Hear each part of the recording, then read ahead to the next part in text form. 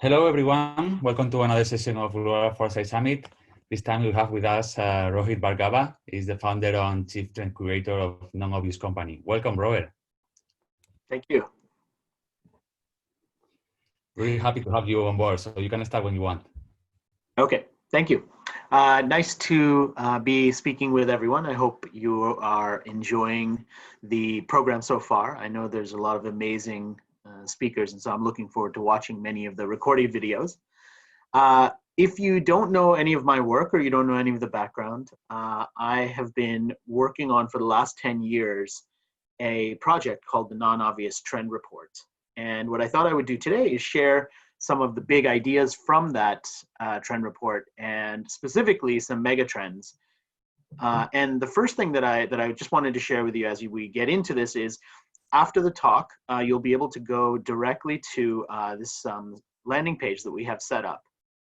And you can download all of the slides from this presentation, and you can also get some bonus materials and things like that. So you'll be able to go there, put in your details, and then you can get all of the slides afterwards if you like. So that's the place to get everything. What I wanted to do today is talk a little bit about how the world's changed and some trends that I'm starting to see for what we might want to do a little bit differently. And my background is as a marketing and brand strategy person.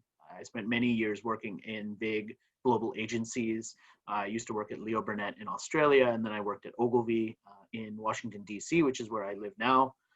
And so my background is really from the point of view of culture, consumers, behavior, behavioral economics, and the way that we react to the things that are happening in the world. And so that's what I wanted to try and share with you right now, because we're in this moment, right? We're in this extreme disruption moment. And I think one of the first things that many of us did when we had our lockdown in that first moment, was we started watching more TV. We started watching things that would take us outside of the experience of just everything else that was going on out there. And so the streaming consumption went way up because we didn't exactly know what was going to change. We just knew that we had to stay home more often than we did before. And I think we still don't really know. And I'm a big advocate of not trying to overreact. So I'm not going to tell you that this is exactly what you should do in this moment, because I don't believe that we exactly know yet.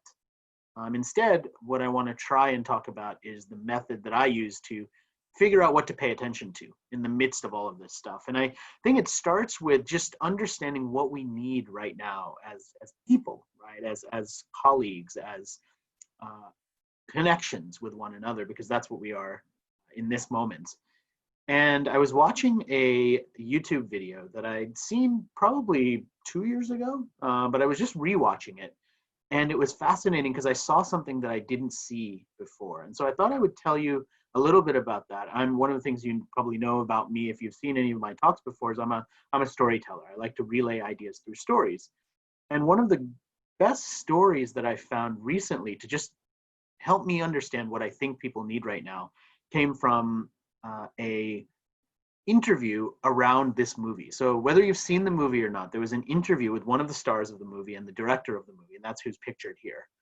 And they were talking about the table read for the movie. So the moment when they were trying to get the funding to do the movie. And you might have seen this video because it's kind of gone viral.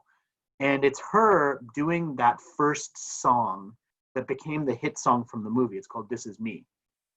And in the lead up, she talks about how she was so nervous doing that song that she was like behind the podium. She was reading the music, and everyone was encouraging her beforehand to come outside of the podium, but she was too nervous. And you see her in that video in the whole first kind of minute and a half, she's really nervous. And you can tell that she's really nervous, but she decides to go out from behind the podium. And the whole clip is about her transformation. And what everyone talked about, and the reason why it went viral, is because she had this moment where she transformed. But to me, what was most interesting was right after she came out of that behind the podium, she turned towards the chorus, the group that was doing all the background vocals, and there was a solo from one of the members of the chorus. And you can see her sort of indicating with her hand, like, bring the energy, like make it something huge. And that's what he does. He brings this huge amount of energy, this member of the chorus in his solo. And he only has 4 lines, but you see that the energy in the entire room changes when he starts singing for just those few lines. And after he finishes, she turns around and she goes crazy, and everybody goes crazy. And like, you see this elevation of spirit, and everything happens from that moment forwards. And I watched that during this whole lockdown and during this whole moment, and I started thinking to myself, like, that's what we're all looking for. We want looking for a person like him. We're looking for somebody who can just take it from us being a little nervous and not exactly knowing, and taking it to the next level and helping us be amazing. And I think that's a good metaphor for what we're trying to do in maybe this entire summit. We're trying to find that inspiration, because a lot of people who are in your community and my community, they're looking at us and saying, well, what's going to happen next, right? Because we're supposed to know. And we're not predictors of the future, I believe. Any futurist is not a predictor of the future. They're an observer of what's happening right now. And so I wanted to talk to you a little bit about what I've seen and what I believe, because I think it may help you in the work that you're doing to try and become that person for the people around you. And to me, it really comes down to understanding what's happening with people, because the people who understand people always win. They're the ones who are able to see the behavior, to see what's happening, and to be able to translate that into something that is useful, something that they're able to then translate into their business, or the advice that they give, or any of the things that they're working on. So I want to talk to you a little bit about how that's changed, what's different in the world. And then I'm going to share some megatrends from my research. And the biggest question I get about that is this book that I showed you the cover of, the Non-Obvious Megatrends book. It came out in the middle of January, so a little over 2 months ago. And so obviously the first question is, well, you wrote a book about trends and now all of this happened. Is it still valid? Is it still correct, right? Or was just all of this stuff wrong?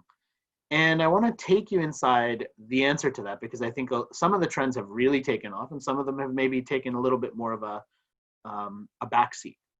And understanding why, I think, will be useful for all of us. So let's first talk about some of the things that have changed in the world, right? There's a change in how we buy things. So how we buy or ship pretty much anything. Some of these things have been happening for some time. So we could buy a mattress, get it rolled up in this bag, get it delivered to our home. It's a totally different way for that particular industry. That's been around for a while. That's not new. All of these products that are helping us to live life more easily, right? The June Intelligent Oven, you just put the food inside, the cameras decide what the food is, and they figure out how long to cook it. There's even a food sniffer device to tell you when food's gone bad, because we can't use this device that we have on our face anymore for that. We have to get an entire device to help us do that, right? This idea was ghost kitchens, which had been around for I've been reading about it for maybe 2 years. And now with the whole lockdown, it's become hugely relevant, because so many more restaurants are shifting to delivery only. If they can remain open, they're shifting to delivery only, which is essentially the idea of what these ghost kitchens were. It's just a place where they cook the food, you pick it up for delivery or for takeout, and there's no restaurant to sit in, because they could operate more lean in that way. In San Francisco, there was an app more than a year ago called Filled, where it allows you to summon the fuel truck to your car, and it fills your car wherever it's parked. So now we're in a moment where people are afraid to go to the gas station in some cases, because there's people there and you have to touch things. And now an app like this becomes even more interesting. So shifting the way that we buy things has been one of the big kind of macro shifts that's been happening. And you could argue that right now with the coronavirus, it's really started to accelerate, started to take off. The second big thing is that technology was connecting us, but it was also isolating us. And there was this whole backlash happening that's been happening for some time. Some people even called it the techlash, right? This idea that the technology that we see around us is disconnecting us or addicting us in a way that's causing us to be removed from one another. And so you had extreme examples, like in Japan, they had this holographic wife that was a product that you could actually buy with a monthly subscription to have companionship through a digital companion. But now during the lockdown, you have all of these moments of collaboration. So here's the Now United group, which was comprised of young people from many different countries. And there was this kind of whole search. It was a reality show that found them. And once they found them, now this group's been out there and touring, and they're now doing virtual dance parties from their home because they can't get together to just keep that bonding happening. There was another product called Care Coach that was avatars, digital avatars for elderly people to help with companionship, and the avatars were voiced by real people. So we're going to continue, I think, to see this combination of technology that connects us and isolates us, and sometimes blurs the lines between whether it's technology at all. So this avatar, for example, I mean, obviously it's technology, but it's voiced by a real person, almost as if you're having a phone call. So there's this human technology connection, this crossover between them that is really fascinating, and I think will continue to happen. The third big shift that I've been watching is what I call the modern believability crisis. And this one's maybe a little more personal for me because I created a lot of content, so media, but I've spent my entire life working in the field of marketing. And for a long time, this believability crisis was really fueled by marketing because we'd see ads for things that didn't make us feel good about ourselves, right? We'd see these images of beauty and fashion that are meant to make us feel a little bit worse because now we have to go out and buy new things. This was a real ad from Levi's that said, hotness comes in all shapes and sizes. And then it showed you 4 women that are basically the same size. So what are you supposed to think after seeing something like that? What you see is that you're not good enough, that you need to get better. We also saw unbelievable claims. So these are some breakfast cereals, and this is big here in the US, all these breakfast cereals that boost your immunity, or they're all natural. How can these products be all natural? Like, they don't grow on a tree. It doesn't make any sense, but these claims are allowed to be used, and they're misleading. And so people see that and they lose faith a little bit more in what they're seeing or what they're being told. Now, aside from the marketing, there's also an effect of the media because we see these unbelievable stories. And every day we're seeing news stories and we don't know exactly what to believe. Are the death tolls correct? Are the infection cases true? Are these treatments that are coming up, are they valid? Are they scientifically proven? Are they not? We can't trust our leaders because they're just making up stuff to make themselves look better. And so we just lose that faith a little bit more in the media and in information as well. And these are just a few of the books that have come out recently that have all been talking about that same principle, that same idea that, look, we don't know what to believe. We don't know what to trust. And so we're just going to be skeptical. That's our solution. We're just going to be skeptical of everything because we have to be. We don't have a choice otherwise. So the real question then becomes like, well, how do we choose? Like, how do we know what to pay attention to? What are the tools that we can use to be able to do that? What doesn't work is getting on the phone and scrolling for 2 hours and just trying to read all the time, trying to read everything. Because even with the tools that are available to us, I mean, here's a tool that allows you to be a speed reader, right? That's what the tool is for. And so it flashes up words faster and faster so that you can read super fast. And I don't know if you're trying to read this, but like, it's not a good experience. It's you're probably going to get a headache, and you've only been looking at it maybe now for 15, 20 seconds. Imagine if you did this for longer than that, right? It would be really, really tough. And the real truth is you can't get smarter by trying to consume everything. It doesn't work. That's not the right way to do it because A, you can't consume everything, and B, you're going to make yourself sick. I mean, one of the things we have here in America that I think hopefully has not translated to other countries is speed eating competitions. This is a very American thing where you have people competing to eat as much as they possibly can in a minute. And it's disgusting. But if you think about going to something like this and trying to compete and being super hungry and then trying to eat everything, like, you wouldn't be hungry afterwards, but you definitely wouldn't feel good. And that's what sometimes happens when we try and consume all of this information. And if you see your consumption of information as your information diet, which some people kind of describe it as, then we're creating this situation where we're making ourselves sick from this information that we're consuming.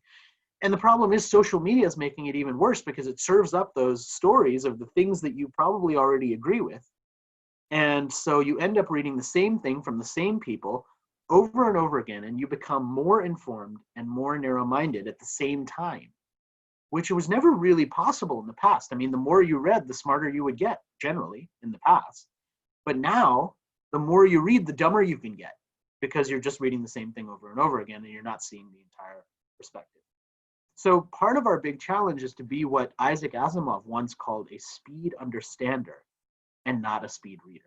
How do you become a speed understander to pay attention to more, to see more in the world, and not be stuck just reading the same things over and over again? That's been a big question for me. I spent a lot of time trying to figure out how to do that. And one of the ways is by incorporating 5 specific habits into your day. 5 methods to train yourself to be what I call a non-obvious thinker, somebody who isn't narrow-minded, somebody who doesn't just pay attention to small points of view, but actually sees the world a little bit broader, sees more perspective, looks outside of what they usually get, and is just a better, more informed person.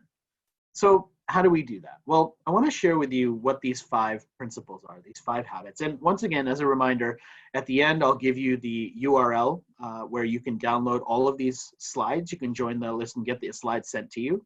So you'll be able to have access to all of them. So just in case you want to kind of take notes, but you're not able to write that fast, or you just want to have the slides afterwards, I'm happy to share them with you. The URL will be up at the end. Or it's you can go to it right after the talk. It's nonobvious.com/global foresight. So nonobvious.com/global foresight. Easy, get all the materials there. But the 5 habits, the specific 5 habits, number 1 is be observant. Pay attention to details. Notice things. The second one is be curious. Ask questions. Engage your curiosity. Don't be afraid to dig deeper to find out why is something happening. Be fickle, move on. Being fickle to me means save an idea, move on to the next thing. Don't get stuck on that same idea for a long, long time. Be thoughtful. Think about things before you share them. Think about whether something makes sense. When a number is coming out or a stat is being put out, think logically about, like, does that make sense, that stat that's coming out? Is it meaningful, right?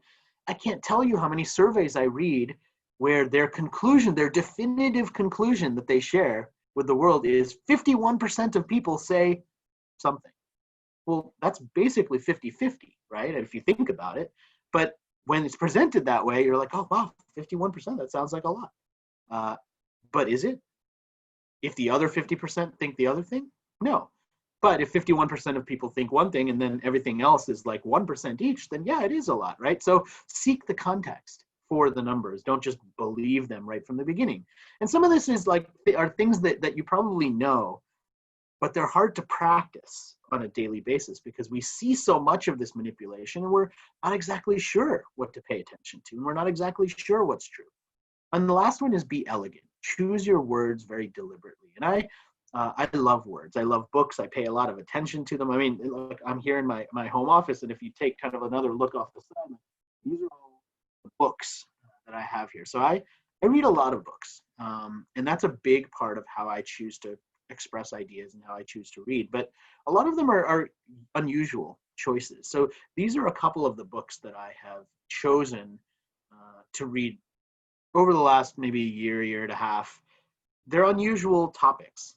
But in addition to those, I read much more current books. And I'm very lucky because I run through our company, the Non-Obvious Company, we run a Non-Obvious Book Awards program. And so every year, we select the top nonfiction business books that were most engaging, that were most interesting, that were most non-obvious in our team's opinion. And we issue awards for those. So if you're interested in getting a new reading list, if it's a moment in time when maybe you have a little more time to read, you can see what all of those recommendations are and what the winners were. Just go to nonobvious.com/book awards. So nonobvious.com/book awards. And you'll see the winners of the book awards for the last 4 years that we've been doing it. Every year there's a new version. But the nice thing about that also is I get sent a lot of books to look at. And so I'm lucky because I don't have to buy all of them, first of all. But second of all, I get to read them and engage with them. And when I do, this is how I read them. So what you're looking at here is a picture of these colored tabs that I'm using. And the whole reason for this methodology, the reason why I do all of this is because I want to save these interesting ideas for later consumption. I want to use them at a later point. And when I do this with the books, I can take any of the books off of that bookshelf I just showed you that I read a year ago or 2 years ago or 5 years ago, and I can still see what I found interesting, which is really valuable for me because now I can go back to them and I'm creating an archive of ideas. The second big thing I do, one of my favorite habits to do, is I read unusual magazines. And as you'll see later with a photo that I'll show you, my favorite magazine is actually Monocle magazine because it gives you this global perspective of all of these things that are happening in all of these different places. But I love the variety of these magazines, mainly because I can do something that I can't do anywhere else with anything else in my life, which is I can pick something up and very quickly get a perspective from someone who is not like me, someone who doesn't like the same things I like, someone who sees the world entirely differently than I do, and I can open my mind because of that. So when I pick up a book about, when I pick up a magazine called Modern Farmer, I'm not a modern farmer. I don't know anything about farming. But when I pick that magazine up, I can understand something about what farmers would care about. When I pick up a magazine about knives, for people who love knives, I can learn something new about that. And the opportunities for us as people to do that are very rare, if you think about it, in the media ecosystem right now. Because how do we consume media right now? Everything's algorithmic online. So every site saves the cookies, they learn what you like, and then they serve you more of what you like. And what you never end up seeing is that other point of view. A lot of people, everybody listening here, you're probably pretty intelligent when it comes to the internet. You're probably pretty web savvy, so you probably already know this. But you would be amazed how many people think when I Google something and when you Google something, no matter where we are in the world, we get the same results. No matter who we are, we get the same results. And that's not the case. What you see on Google is based on what Google thinks you want to see, and it's different than what I see. Now, some things are the same, but it varies because the algorithms are coming in. And again, those are very hard to escape online. But if you go and pick up a physical magazine, now you can escape that because that physical magazine wasn't written for you. It was written for a large group of people, and you're just one of them. And so it allows you to break out from that. So when I take all of this information, when I take the books, when I take the notes, when I go to events, back when we were able as speakers to travel to events, I would go to 50 events a year and speak, and I would listen to amazing speakers at those events also and interview them. And I'd take all of this information and I'd put it together in this way. And this is what it looked like for me every year as I did this process of curating all of the research. So to me, this entire process, what you're looking at here, is my way of bringing those non-obvious habits to life and using them to do what I call trend curation. A lot of people use the term trend spotting. I don't think that exists. I don't think trend spotting is a thing. I think idea spotting is a thing, and I think it's hugely valuable because you're looking for great ideas. Putting them together in a trend is sort of the same thing as taking flour, eggs, and sugar and turning it into a cake. It doesn't just show up as a cake on your shelf if you take the ingredients and stick them there. You have to do something in order to turn it into a cake. And just like that, I believe you have to do something with these ideas to turn them into a trend insight. And so this is what my process looks like. But I want to take you very quickly inside what it looks like in a more real way. And so I put together a time-lapse video. And what you see in this time-lapse video is the progression of how I start to put these pieces together. So you were looking at some still images before, but essentially this is that whole process live in action. So what you're seeing is a collection of different ideas, curating those ideas together, putting the pieces together so that it makes sense, trying to elevate the ideas to come up with something bigger, come up with something more tangible, then naming that trend. And so in this case, it's named truthing, which is a trend for figuring out what to believe based on what you already know. That trend then turns into a trend that turns into a chapter in the book. And what you're looking at there is one of the trends. And every year, for the past 10 years, there's been a new trend. There's been 15 new trends that have come into each version of the book. So this is the trend list for just 2018 and 2019. And what you'll see here is a progression of all of those trends. So over the last 10 years, there's been a new version of this book every year. And 2 months ago, as I said, I released Non-Obvious Megatrends, which was the latest and final edition of this series. So the series has been going for 10 years. Non-Obvious Megatrends is the last version of it. And so the question you might be wondering is, well, why is it the last? Why have you been doing it for 10 years and now you're stopping? It wasn't because of the pandemic. I decided 2 years ago that this was going to be the last one, and it came out in January. And the biggest reason was because it's been this 10-year project in my life, and it's a lot of work. And I thought 10 years of doing this was a good amount of time to see what those patterns were and to put those pieces together. And so in Non-Obvious Megatrends, this last version, what you'll see is not only these 10 big megatrend predictions, which are laid out in the book, but they each encompass trends from previous trend reports. So the whole progression you can see in there, along with a very detailed appendix that has every past trend predicted for the last 10 years, so more than 100 trends, along with letter grades against each one of them for how they performed over time based on conversations and workshops and work with corporate clients that I've done around these trends later on. So there's a lot of transparency behind it. And I wanted to make this a capstone of that whole project. So that was one reason why I decided to stop doing this annual trend report. The other reason was because I'm taking the Non-Obvious brand and making it into something much bigger, as you see on the bottom row here with all of these guides. And I'll talk about the guides in just a second. But one of the things we did, and I teamed up with Microsoft to do an exploration of this whole process, and they did an article about it. And as part of the article, they had a team of photographers, and they came and they wanted to do a pretty entertaining photo shoot. And I mentioned the shoot before, but I want to show you what probably the best photo that came out of that photo shoot was.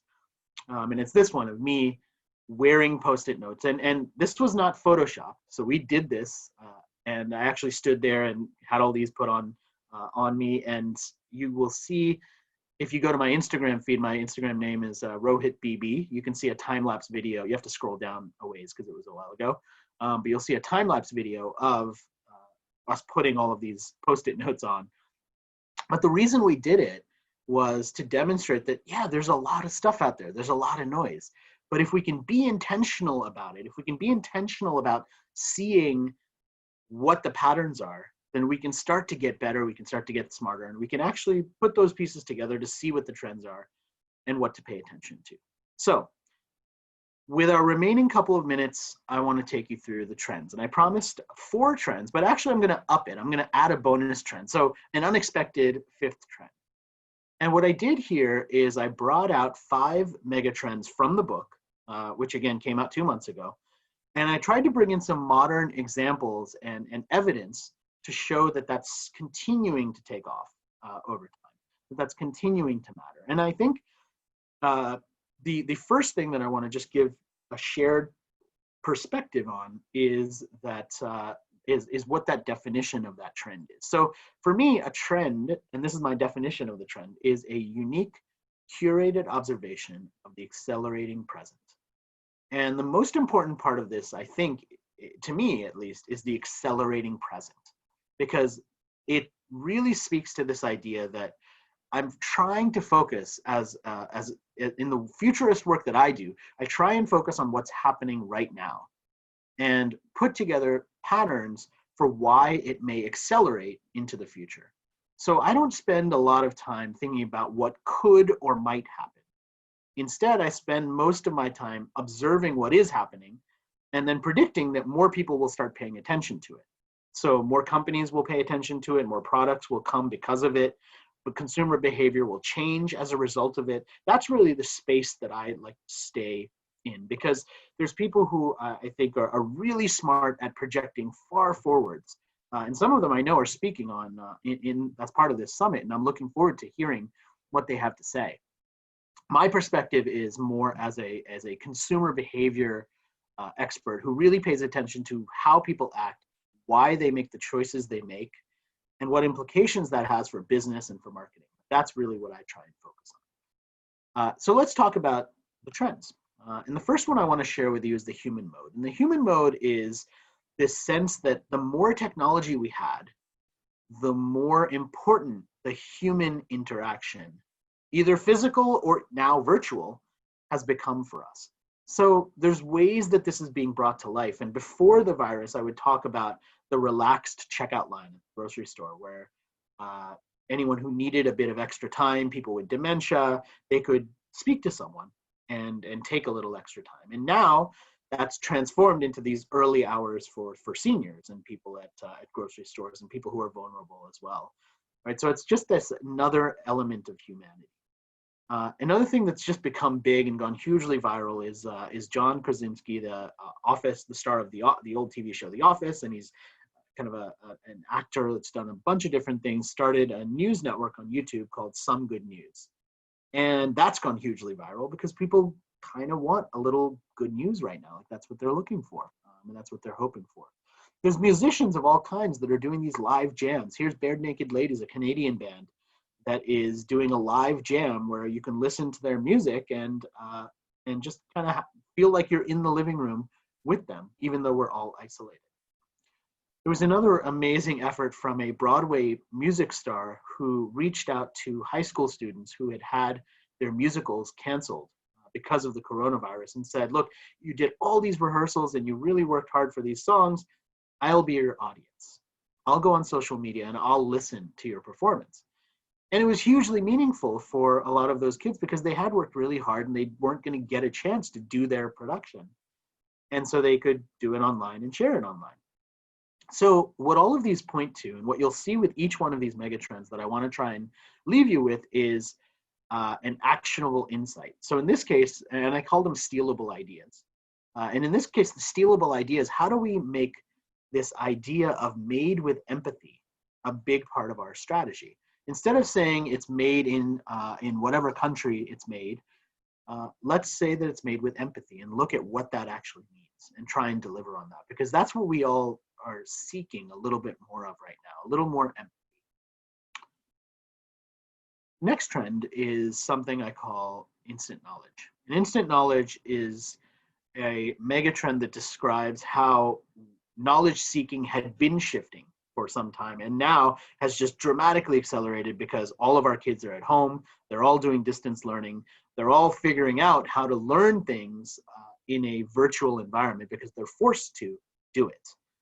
And so there were some interesting examples of this already in the past. And there was one of an 8-year-old boy who decided that he wanted to go to McDonald's, and so he went on YouTube and taught himself how to drive.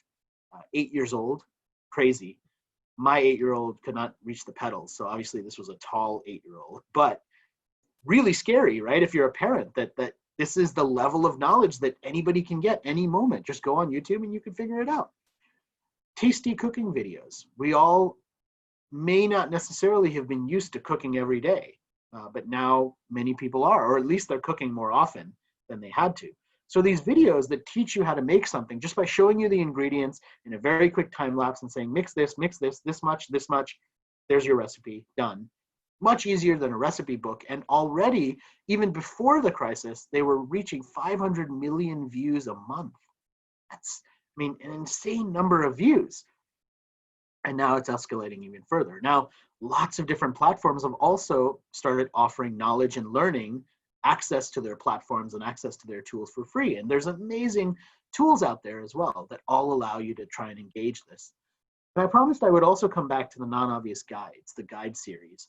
And really the intent behind this guide series, and I wrote a whole article about it, is I believe, we no longer live in a world where dummies guides or idiots guides are what people want.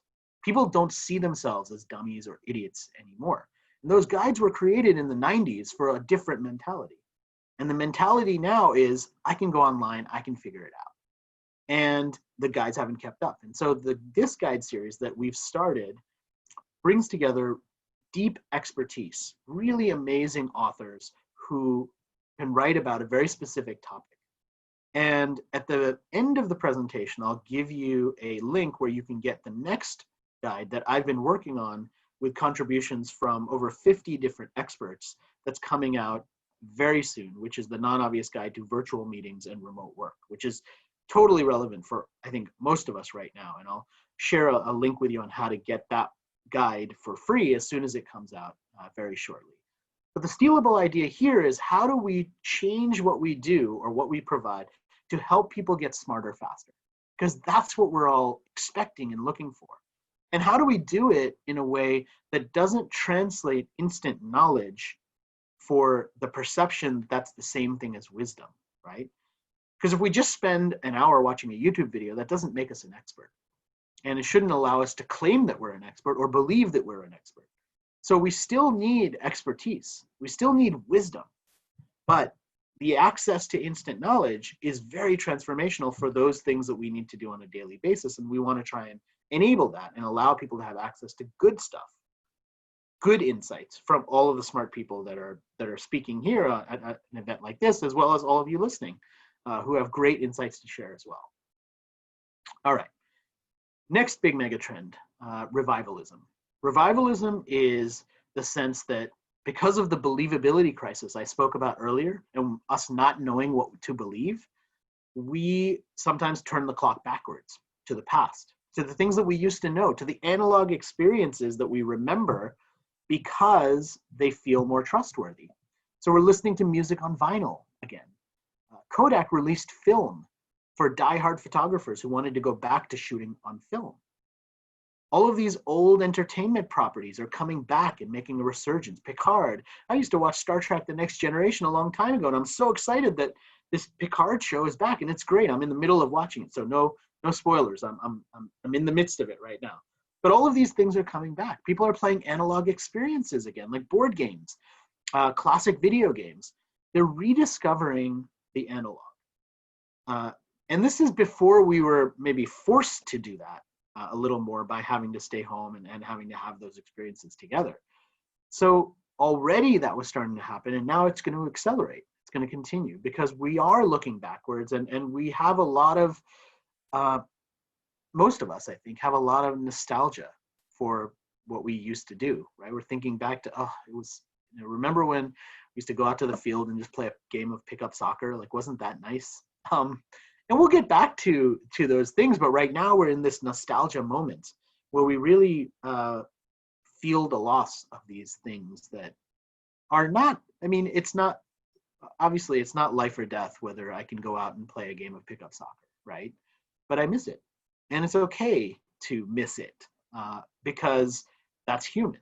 And if we can help people to reconnect with those things and to sort of make that easier, then we should do that. And that's what's happening, I think, right now.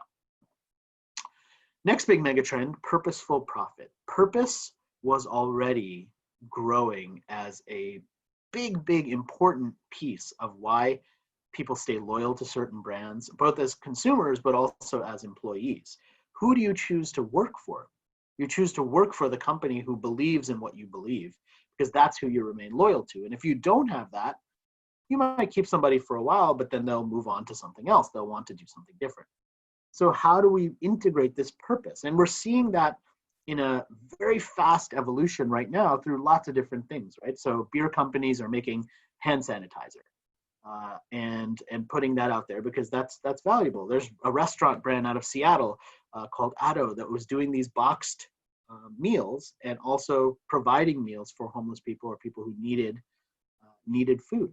Patagonia for a long time has said, don't buy that new jacket, buy the old one, get it fixed, keep wearing these things, recycle them, reuse them. Like, that's what we want. We don't want this stuff to just go into a landfill and be fast fashion.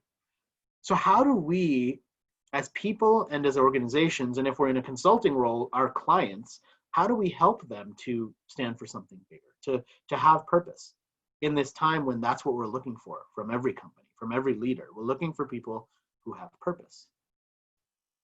And the last trend I want to share is something I call flux commerce. And flux commerce really has two elements. The first is that the business models behind many businesses are shifting. The way that they make money is changing. And the flip side of it is that the lines between industries, what used to be two different industries, has now become a single industry. and people are starting to blur those lines in between various things. So you look at Apple, technology company, getting into banking and finance.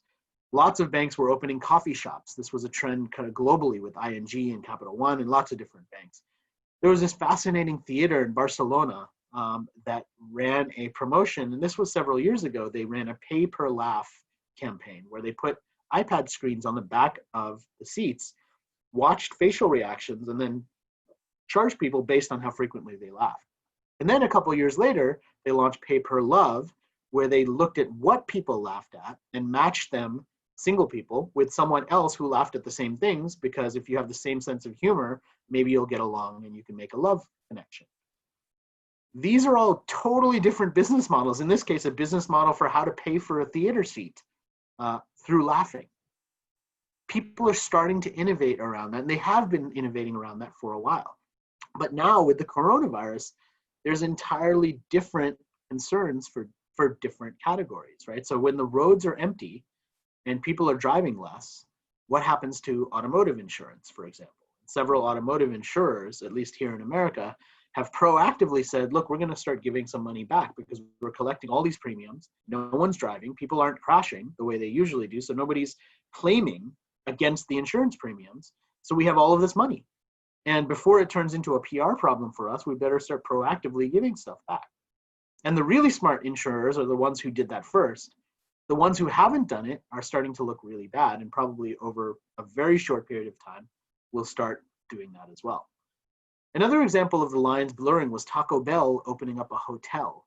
This was a short-term thing, so they don't have it still, but they're promoting the brand through something like the hotels. And I already talked about the ghost kitchens from before, and Crayola shifting from making crayons and markers to doing makeup, because makeup is basically painting your face, right? It makes sense. It's a brand extension.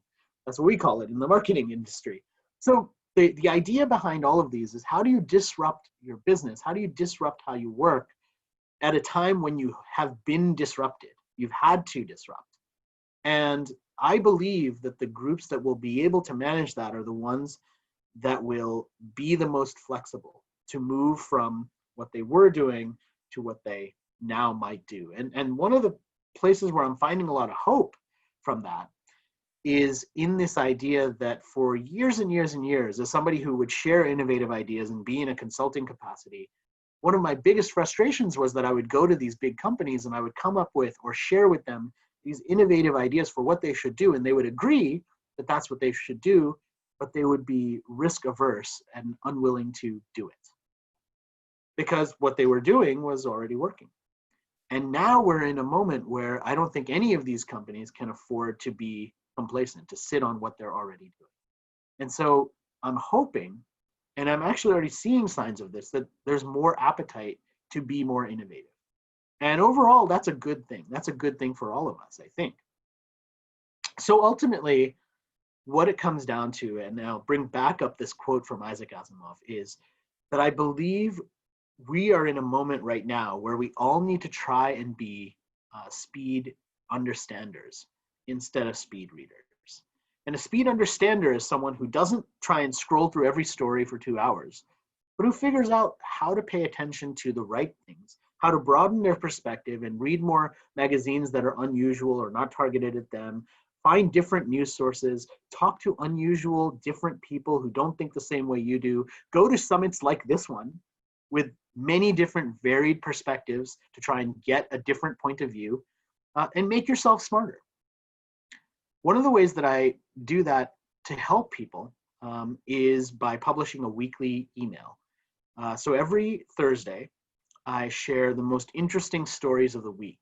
And in order to find those stories, I spend hours and hours going through hundreds of different possible stories, and I select the ones that are most interesting, and then I offer a quick take on why they're interesting. So if that's valuable for you, or if you, like I said, if you want to get all of the slides from this presentation, or if you'd like a copy of this book that you're looking at here, which is the Non-Obvious Guide to Virtual Meetings and Remote Work, which is coming out in just a couple weeks, all of that comes from joining this email list. So go to this URL, join the list, and you will get access to all of those things. And finally, I'm going to open it up to questions here. Before I do, I'll leave you with one last photo from that photo shoot. and my personal email address. So you're welcome to email me directly if you want to ask me any questions or anything like that that we don't get to. That would be amazing, and I would love that. So thank you for joining. Thank you for being here as part of this. I really appreciate it. I appreciate you. And I hope this presentation helped you to be on the path to thinking in more non-obvious ways, and that helps you in this time of craziness and disruption. So let me switch over now to questions, and I see some questions here. So I think we can go through some of these. So let me see. I see one here from Marguerite. As an anthropologist, I'm fascinated by what makes us human. On a foundational human level, are there megatrends that you have seen that seem to be timeless or universal? Yes, in a nutshell. And I think that the human mode megatrend is certainly one that fits that category, Marguerite.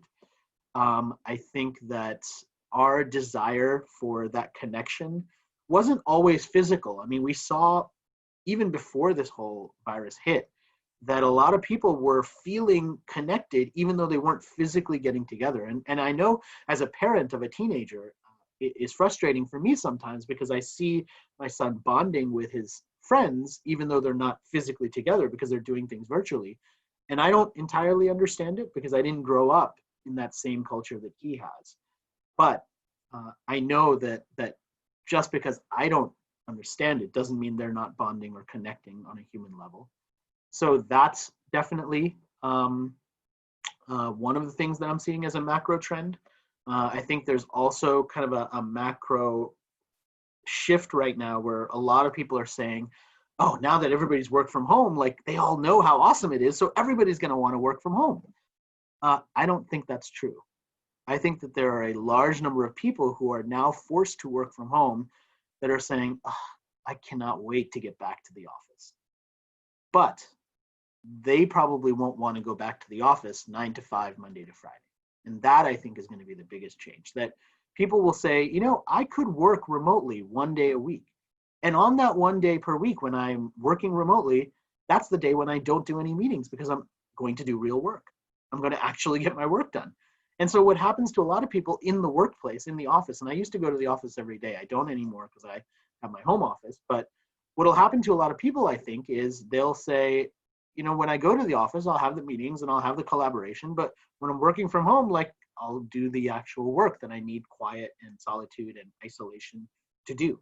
And they'll find the best of both worlds. And I think that'll happen much more often. And the companies those people work for will be much more willing to allow them to do that, which was part of the challenge, that people wanted to do it, but the companies said, sorry, you can't. All right, let's see. I see another question here from Martine. You're promoting non-obvious thinkers. Great. But how can we ensure we are embraced and not feared or ignored by the normal thinkers? Some organizations seem to attract and retain like-minded people instead of others that tend to try and disturb the business as usual. Yeah, I've seen that for sure. So I agree with that. There's a couple of methods that have worked for me.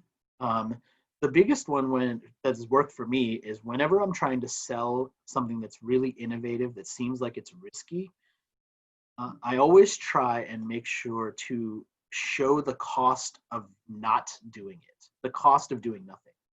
Because I think sometimes what is easier for someone to say is, well, that seems interesting, but it seems risky and it's safer to just not do it. And if that is what they think, you have to change that perspective. You have to demonstrate to them that actually there's a risk in not doing it. And the risk is someone else comes and starts to take your market share. Maybe that's the risk. The risk is on a personal level, maybe someone who's more innovative comes in and gets promoted ahead of you because you're not willing to do the next thing. Like, we have to show that there's some cost to not doing the innovation. There's some cost to business as usual. Because if there's no cost to it, and if it's just all upside, you know, any reasonable person would say, well, yeah, everything's going great. Like, why would I change? So we have to be able to show that cost. That's probably the biggest thing that I've seen.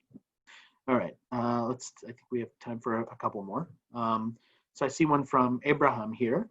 is there a method you recommend for trend curating online articles? Yeah, actually I use, so I do a lot of it on my phone. I showed you the more physical way of doing it. I know the more analog way, but I use two apps on my phone. I use the Feedly app, Feedly, which I use to aggregate RSS feeds from probably 200 plus sources. So that's where I scroll through stories. And when I save the stories, I use a different app called Pocket, the Pocket app, which is a getpocket.com. And those are the two kind of combination of apps that I use. So I use Feedly for all the feeds, and then when I find an interesting story, I save it over to Pocket, and then I go through the Pocket stories to figure out which 6 or 7 I include in my weekly email, which is, by the way, over here. So this is the URL for the weekly email. Okay, let's see another question here from Freya. Hello, thank you for your presentation. You're welcome. Why do you consider the 5 trends you name megatrends instead of trends? Yes, excellent. So the biggest reason is because for the last 9 years before it, I did all of these trend predictions, and each one of the megatrends now has multiple past trend predictions incorporated as part of them. So if you look inside the book and if you kind of flip through, you'll see each megatrend has probably 6 to 8 trends that kind of sit underneath it. And so that's how, that's kind of how I look at it and why I call them megatrends. The other reason why I call them megatrends is I believe they are each valid for longer than a year, which is sort of how long I typically have written for in the past, because I did a new version of the book every year. But now the megatrends I'm trying to forecast further. Okay, I see another one here. Oh, there's a lot of them. Okay, let me see what I could find time for. Okay. Oh, here's one from Mejdi. Hopefully I did that right. What is the future of information consumption in terms of trustworthiness? I think a lot about this, because the believability crisis, what I talked about before, it's hard to know what to trust, what to believe. I think one of the things that's starting to happen already is people are looking to trusted curators, those individuals who spend more time than they either have or want to figure out what's worth paying attention to. I've seen that with my email in terms of curating stories, and people say, well, I'm glad you're doing it because I don't have the time or the desire to do that myself. But I also see it in like great other newsletters that I subscribe to. So there's another one called Next Draft. There's another one from Maria Popova, Brain Pickings. These are great aggregations of interesting stories that really help make me smarter, because I trust the person behind them. And I trust them not because I know they're trying to entertain me, but because they're trying to share interesting information. And so I think one of the futures of information consumption is people will look to those trusted providers, and they'll be individuals as opposed to media platforms, which is what they kind of once were. All right, maybe. I'm sorry, Rohit. Sorry, are we out of time? More time. Thank you so much for your time. It's been an amazing presentation. Yeah, you're welcome. And I'll try and answer some of the other ones on Twitter or on social media. And like I said, please email me if you would like to get an answer directly, and I'll shoot you an email back. So this is my email right here. And thank you so much for joining. Cool. Thank you. Thank you to you. And thank you, everyone. We'll be back in 5 minutes with the next session. Bye-bye. Bye.